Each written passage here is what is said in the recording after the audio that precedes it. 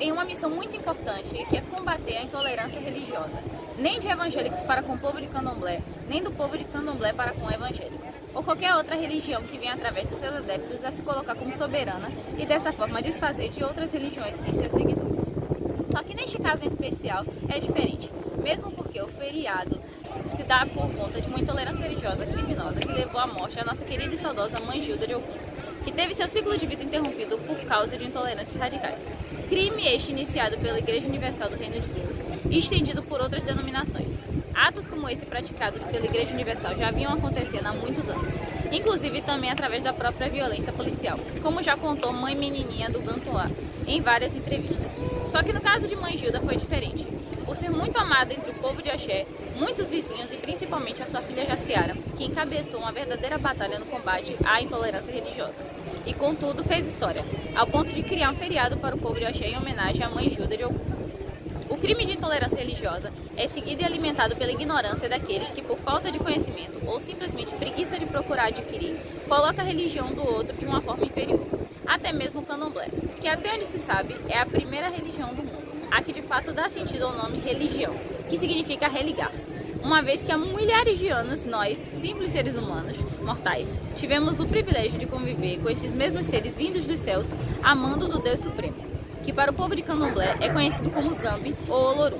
E esses mesmos seres, por se decepcionarem com os seres humanos, voltaram para os céus, o que deu origem à primeira religião do mundo, o candomblé, e a vontade do ser humano de mais uma vez estar convivendo com os orixás. Daí o som dos atabaques, que na verdade é um instrumento sagrado que tem consigo a energia de chegar até Exu, um dos principais filhos de Zamba e Olorum e guardião do portal entre o céu e a terra. E através de Exu, mais uma vez, nos dar a oportunidade de estar em contato com os nossos ancestrais, ainda que seja através de transe. E pelo pecado e o crime da ignorância, Exu foi demonizado assim como é até hoje. Primeiro pela religião católica e segundo pela religião evangélica. Que fique claro para todos aqui presentes e que essa ignorância seja eliminada, porque no candomblé não tem um inferno. Como poderiam haver demônios, uma vez que não existe inferno? Exu é ninguém mais, ninguém menos que um dos seres mais gratos a Zamba e Olorum por sua existência, portanto é feliz e brincalhão. E nós não devemos jamais temê-lo, apesar de muitas pessoas, até mesmo do axé, também por ignorância, colocarem-lhe chifre e rabo, o que contribuiu para que religiosos fanáticos o demonizassem. Dessa forma, senhoras e senhores, vamos fazer um pequeno esforço. Lembrar que vivemos em um país laico, onde todos temos o direito de exercer a nossa religião livremente, uma vez que não pratiquemos crime algum em nome dela. E também vamos manter o respeito pelo outro, porque sem o respeito somos todos selvagens, e civilização fica sendo simplesmente uma palavra.